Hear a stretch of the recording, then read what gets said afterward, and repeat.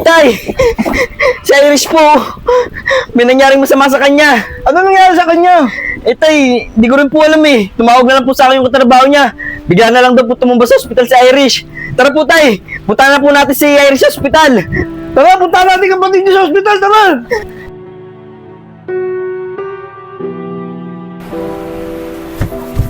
Kuya, yung laruan ko, bigay mo.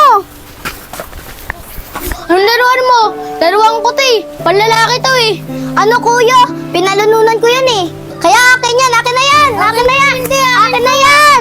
Ay, Akin na yan. Irish, ano ba yung pinag-aawain nyo? Eh tay, yung pugs ko po kinuha ni kuya. Kasi po napanalunan ko yan. Di po tay, akin po to. Panlalaki po. Hindi po tay, akin po talaga yun. Huwag po kayo maniwala dyan. Akin po to, panlalaki to eh. Tay, akin po yan, akin Sige, po sige yan. na, huwag na kayo mag-away magkapatid.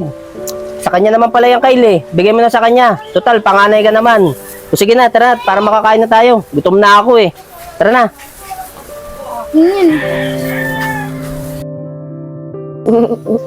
Sila Raybelin yun ah. Raybelin, Rosalie, ang ganda naman ng mga manika nyo. Oo, maganda tong manika ko. Binilan ako ng daddy ko kasi galing siyang abroad. Kaya huwag ka nang magtanong, Iris, kasi mahal to, hindi mo kaya itong bilhin. Oo nga, mahal to kaya hindi mo to kayang bilhin. Doon ka na nga, hindi ka naman namin sasali sa laro namin. Sige, sige. Grabe naman kayo. Papabili din ako sa tatay ko ng manika.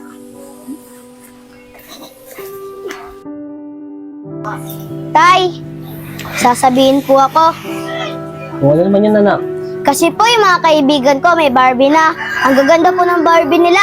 Ako na lang po wala, nakakainggit. Tay, maaari niyo po ba akong bilan? Ah, ganun ba, anak? O sige, bukas na bukas, makakasahod naman ako. Bibilang kita ng nasabi mong Barbie. Talaga po, Tay. Maraming salamat po, ha. Oo naman, anak. O sige na, magpahinga ka na muna dun. Siguro, pagod na pagod sa kalalaro mo. Sige po, Tay. O sige. Tay! Jackie, asa si tatay? Wala pa si tatay eh. Baka mamaya padating na yan. Ah?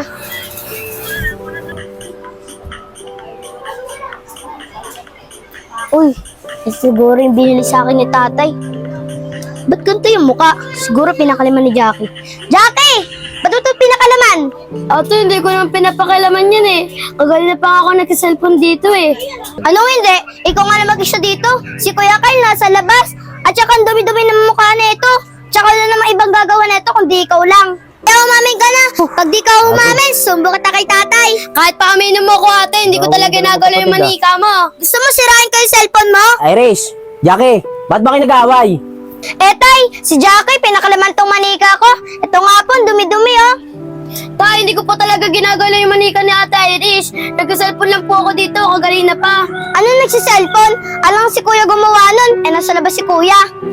Totoo ba yun, Jackie? Hindi mo pinakilaman yung manika ni Irish? O sige, ganito na lang. Pagtulungan nyo na lang linisin yung manikang yan. At ako'y magpapahinga muna. Medyo pagod na pagod ako. Sige po, tay. Tara Sige na, na. ate Iris.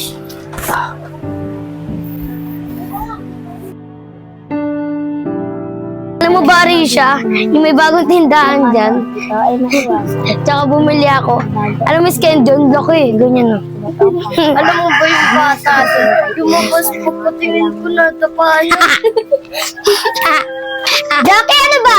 Kita mo nag-aaral ako dito, di ako makapag-concentrate. Tawanan kayo ng tawanan, parang walang nag-aaral dito. Palibasa kasi, mga di kayo nag-aaral, laro lang kayo ng laro.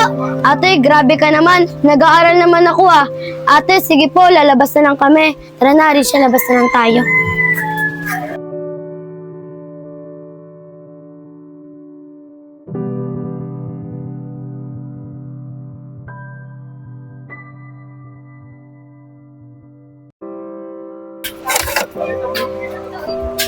O Angel, buti naman dumating ka na.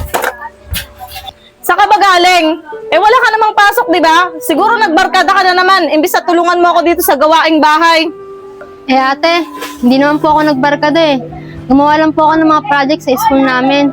Sige na ate, wag ka na po magalit. Ako na po gagawa ng mga hugasin dito. Nagdadahilan ka pa. O sige na, gawin mo na yan. At ako'y magpapahinga muna, kanina pa ako kilos ng kilos dito.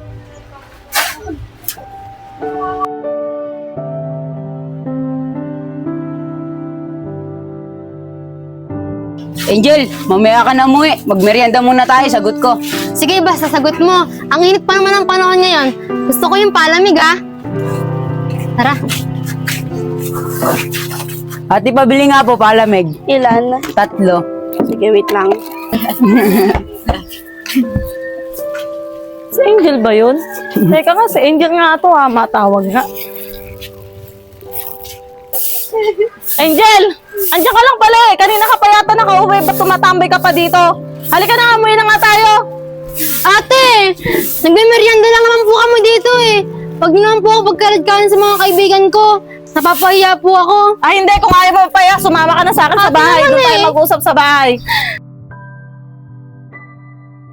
Ate, bitawan niyo naman po ako. Nasasaktan na po ako eh. Ano ka dyan?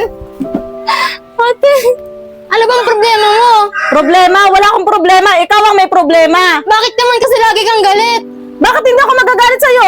Habang nagpapakapagod si tatay magtrabaho, naglalakwatsa ka. Puro barkada na lang ang ginagawa mo. Tsaka hindi ka ba nahihiya niyan? Puro lalaki pang kasama mo. Imbis na mag-aaral ka na mabuti, puro lakwatsa ginagawa mo. Ate, bakit lagi kang ganyan? Lahat na lang ng ginagawa ko. Mali sa paningin mo. Simula nung bata pa tayo, lagi mo na lang ako pinapagalitan. Ba't lagi kang galit sa akin? Aba talagang sumasagot-sagot ka pa. Sige ate, saktan mo ako. Saktan mo ako ate. Bakit di mo magawa? Diyan ka naman magaling eh. Ang manakit.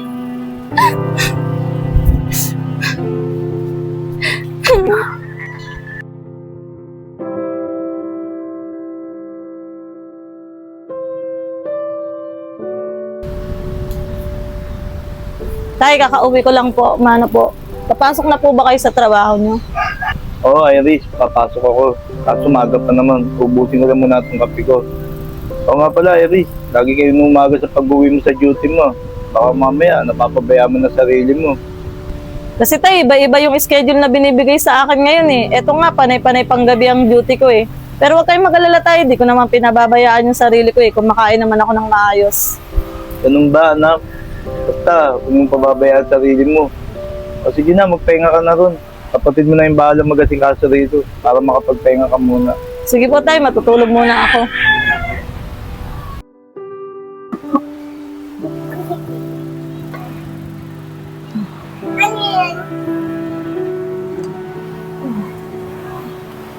O anak, ba't nakahawak ka sa tagiliran mo? Ba't may nararamdaman ka ba?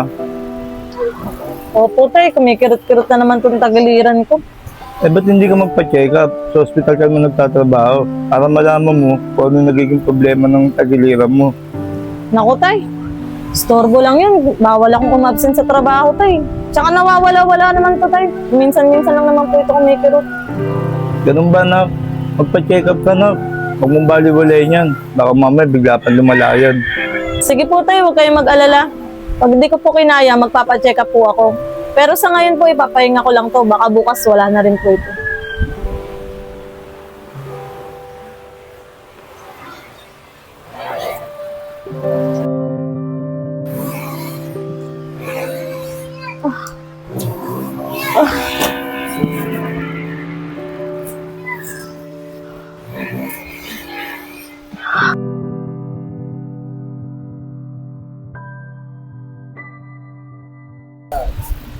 Tay, mano po, papasok na nga po pala ako. Asa na nga po pala si Angel? Inutusan ko lang yung kapatid mo. Mamaya nandiyan na yun. Ganun po ba, tay? O nga pala, tay, mamaya sahod ko na po. Ililibre ko po kayo ni Angel, kakain tayo sa labas. Kaya pala saya-saya mo, anak, ha? Sige, anak, pumasok ka na. Saka mag-ingat ka, ha? Opo, tay, sige po, papasok na ako.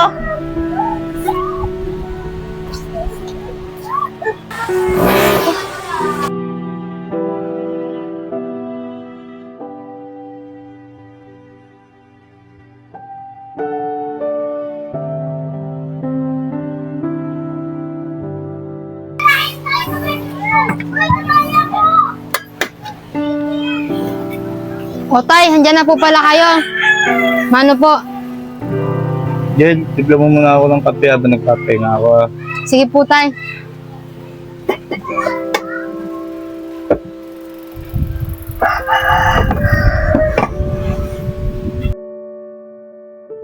Tay! Si Irish po, may nangyaring masama sa kanya. Ano nangyari sa kanya? Eh tay, di ko rin po alam eh. Tumawag na lang po sa akin yung katrabaho niya.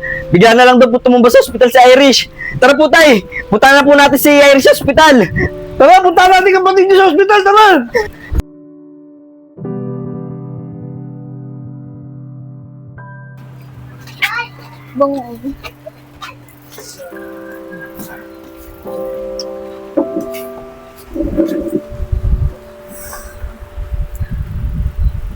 Tay, siguro kailangan natin tanggapin na hindi na natin kapiling si Irish at hindi na natin siya kasama. Oo nga pala, dito na rin kami. Alis na kami ng mga anak ko ha. Kaya nang bahala dito ni Jackie. Kay, hindi ko kaya tanggapin. Wala na kapatid mo sa Iris.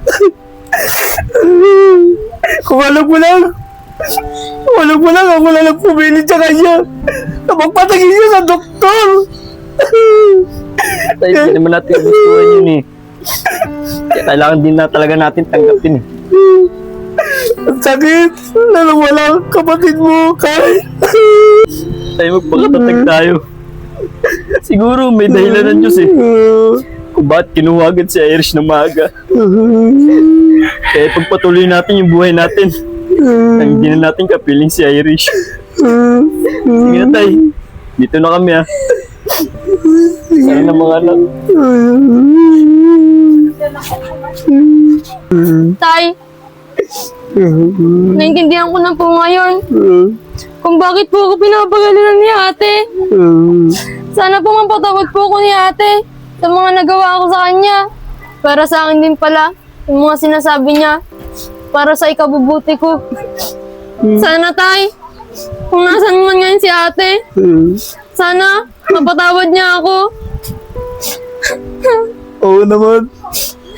At alam ko, mahal na mahal tayo ng ate mo. Kung tama siya naroon ngayon, alam ko, ginagabayan niya tayo.